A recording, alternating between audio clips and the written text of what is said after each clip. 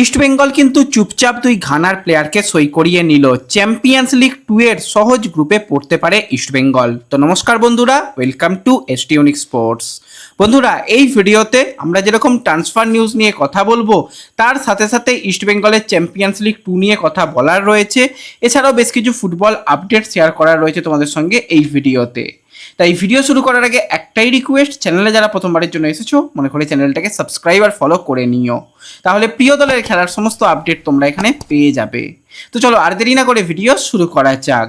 তো সবার প্রথম যদি আমরা কথা বলি একটুখানি ইস্টবেঙ্গলের চ্যাম্পিয়ন্স লিগ 2 এর ম্যাচ নিয়ে, তো ইস্টবেঙ্গল কিন্তু তারা চ্যাম্পিয়ন্স লিগ 2 এ খেলবে। এবার কিন্তু গ্রুপ স্টেজে কীরকম গ্রুপে ইস্টবেঙ্গলের খেলা পড়বে সেই দিকে যদি আমরা নজর রাখি, ইস্টবেঙ্গল কিন্তু রয়েছে পট 4 এর মধ্যে, যেখানে ইস্টবেঙ্গল কোয়ালিফাই করেছে। এছাড়া কোয়ালিফাই করেছে কিন্তু সেখানে আরকাডাক, তাছাড়া কিন্তু যে সমস্ত দলগুলো রয়েছে সেখানে আল খাসদিয়াল রয়েছে এবং সেখানে রয়েছে আল নাহাদা ক্লাব। তো এই চারটে ক্লাব কিন্তু রয়েছে পট 4-এ। পট 1-এর দিকে যদি আমরা তাকাই, সেখানে কিন্তু আল জাওরা রয়েছে, আল হুসেন রয়েছে, আল আইনার রয়েছে এবং এছাড়া রয়েছে আল ওয়াদা। এছাড়া যদি আমরা পট 2 এর দিকে তাকাই, সেখানে কিন্তু রয়েছে আল রায়না কাতারের দল, এছাড়া রয়েছে গোল গোহর সিরিয়াস তাদের দল, পিএফ নাসাফ এবং আল শট। গ্রুপ 3 বা পট 3 দিকে যদি তাকাই, সেখানে কিন্তু রয়েছে আল ফায়সাল, আল মুহারিক এবং আল সিব এবং কুয়েত এফসি। এই দলগুলো কিন্তু রয়েছে। তো যদি আমরা তাকাই, তো খুব একটা যে কঠিন দলগুলো পড়বে ইস্টবেঙ্গলের বিরুদ্ধে সেরকমটা নয়, কারণ পট 1-এর প্রথমে ড্র হবে, সেখানে চারটে গ্রুপে চারটে দল ভাগ হয়ে যাবে। তারপর পট 2 এর দলগুলো সেরকমভাবেই ভাগ হবে, পট 3 দলগুলো সেইভাবে ভাগ হবে এবং সবশেষে দলগুলো ভাগ হবে হচ্ছে পট 4-এ। তো সেক্ষেত্রে যে খুব কঠিন যে গ্রুপে ইস্টবেঙ্গল পড়বে সেরকমটা নয়। তো গ্রুপ স্টেজের যে ড্র, সেই ড্র কিন্তু রয়েছে 18ই আগস্ট 2026 দুপুর 11:30 থেকে কুয়ালালামপুর থেকে হবে এই ড্রটা, এবং ড্র লাইভ হয়ে যাবে। ড্র হয়ে গেলে কিন্তু তোমাদের জানিয়ে দেবো যে ইস্টবেঙ্গল কোন গ্রুপে পড়লো। তো অবশ্যই যেই রকম গ্রুপগুলো মানে যেগুলো রকম দলগুলো কোয়ালিফাই করেছে, সেখানে কিছু দল হ্যাঁ কঠিন দল হতে পারে। সেখানে যদি আমরা তাকাই, আল হুসেন দলটা ভালো, পিএফ নাসাফ এই দলটাকে আমরা দেখেছি যথেষ্ট ভালো দল। এছাড়া কিন্তু কুয়েতের যারা চ্যাম্পিয়ন দল কুয়েত এফসি, এটাও একটা কঠিন প্রতিপক্ষ। তাছাড়া যে খুব বেশি কঠিন প্রতিপক্ষ রয়েছে সেরকম নয়, ইস্টবেঙ্গলের বিরুদ্ধে হয়তো একটা কি দুটো কঠিন প্রতিপক্ষ হবে। তো ওভারঅল কিন্তু এই রকমভাবেই কিন্তু পট এখন পর্যন্ত ঘোষণা হয়েছে। এরপরে কিন্তু সেগুলো আমরা দেখতে পাবো যে গ্রুপ বিন্যাস। তো এরপর যদি আমরা সরাসরি চলে আসি একটুখানি ট্রান্সফার নিউজের দিকে, তো সেখানে তোমাদের অনেক আগেই জানিয়ে দিয়েছিলাম যে 23 বছর বয়সী ভারতীয় ডিফেন্ডার দীপেন্দু বিশ্বাস, বাঙালি প্লেয়ার, সে কিন্তু এবার মোহনবাগান সুপার জায়েন্ট ছাড়ছে।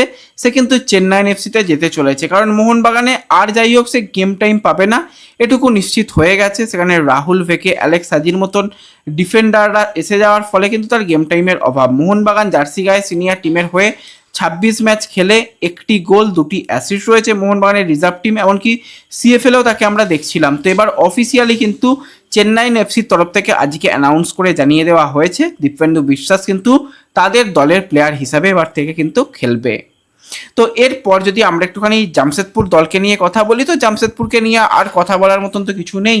তো জামশেদপুরের ক্লাব লাইসেন্স নিয়ে কিন্তু চার্চিল তারা আইএসএলে আসছে। এটা কিন্তু এর আগেও অনেকবার হয়েছে। এটিকে লাইসেন্স নিয়ে যেমন মোহনবাগান সুপার জায়েন্ট বা এটিকে মোহনবাগান তারা খেলতো, সেই রকমভাবে লাইসেন্স বিক্রি করে দেওয়ার পর সেই রকম হয়েছিল। তাছাড়া যদি আমরা তাকাই, লাস্ট ইয়ার হায়দ্রাবাদের যে লাইসেন্স ছিল সেই লাইসেন্স নিয়ে স্পোর্টিং ক্লাব গোয়া, এর আগে আরও অন্যান্য ক্লাবের লাইসেন্স নিয়ে বাকি দলগুলো খেলেছিল।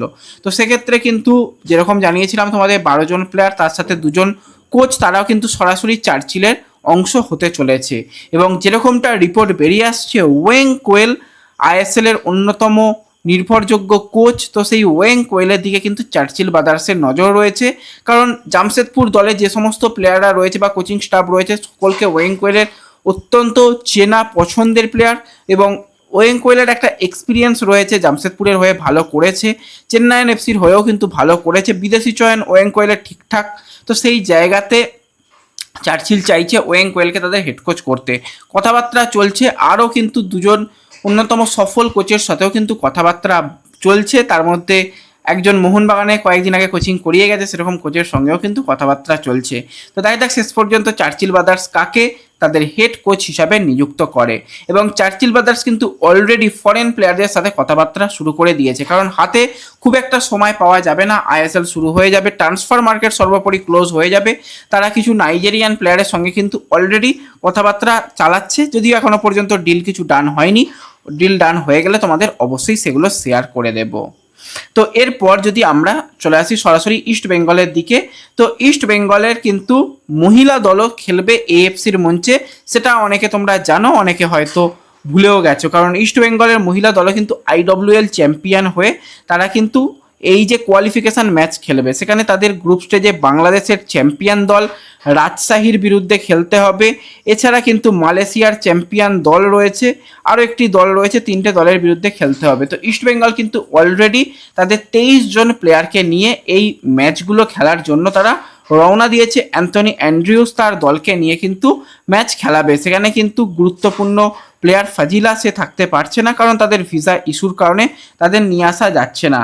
3 জন বিদেশি প্লেয়ারকে কিন্তু নিয়ে সেক্ষেত্রে অ্যান্থনি যাচ্ছে ম্যাচ খেলাতে। এবং ইস্ট বেঙ্গলের মহিলা দল তোমাদের বলছিলাম যে বেশ কিছু সাইনিং করবে, তো সেই রকমভাবে কিন্তু তাদের কিছু সাইনিংয়ের খবর বেরিয়ে আসছে। তো প্রথম যে প্লেয়ারের কথা বলবো, 23 বছর বয়সী ঘানার ফরওয়ার্ড পজিশনের প্লেয়ার আবি গাউল অ্যান্টন। তো এই প্লেয়ারকে কিন্তু ইস্টবেঙ্গল সাইন করে নিয়েছে। গত মরশুমে তাকে কিন্তু সেতু এফসির হয়ে খেলতে দেখা গেছে। তো এই প্লেয়ার কিন্তু ইস্টবেঙ্গলে যোগদান করেছে এবং ঘানা জাতীয় দলে তার খেলার অভিজ্ঞতা রয়েছে। তো এক্সপিরিয়েন্স প্লেয়ারকে কিন্তু ইস্টবেঙ্গল সাইন করিয়েছে এবং সে কিন্তু এই যে কোয়ালিফিকেশনের ম্যাচ খেলতে ইস্টবেঙ্গলের দলের সঙ্গে মহিলা দলের সঙ্গে রওনা দিয়েছে। এছাড়া ইস্টবেঙ্গল কিন্তু ঘানার একজন জাতীয় দলের প্লেয়ারকে সাইন করিয়েছে, সেটা হচ্ছে ঘানার 26 বছর বয়সী অ্যাটাকিং মিডফিল্ড পজিশনের প্লেয়ার আলিভিয়া।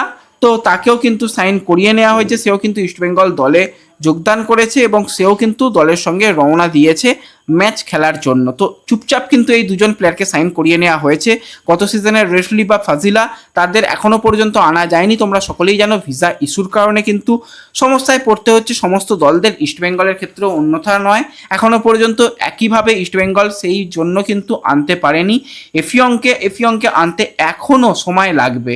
তো অর্থাৎ ডুরান্ড কাপে তোমাদের যেরকমটা জানিয়েছিলাম, খুব সম্ভবত কিন্তু এফিয়ং ম্যাচ খেলার সুযোগ পাবে না, যেভাবে সমস্যা হচ্ছে ইস্টবেঙ্গলের সহ বাকি দলেদের। তো সেই কারণে ইস্টবেঙ্গল কিছু নাইজেরিয়ান প্রোফাইলের সঙ্গে কথাবার্তা বললেও, আরও একজন যে বিদেশি প্লেয়ার, তো কথাবার্তা বললেও শেষ পর্যন্ত এই একই সমস্যার কারণে তারা ডিল ডান করেনি বা করছে না, সেই জন্য অন্য প্রোফাইলের দিকে মুভ করছে, কারণ তাদের আনতে গেলে প্রচণ্ড পরিমাণে সমস্যায় পড়তে হচ্ছে এই বছর। তো দেখা যাক কি হয় না হয়, তারা কবে যোগদান করে, এফিয়ং কবে যোগদান করে, যে কোনো আপডেট পেয়ে গেলে তোমাদের অবশ্যই শেয়ার করে দেব। তো ব্যাস এই ভিডিওতে এগুলোই বলার ছিল।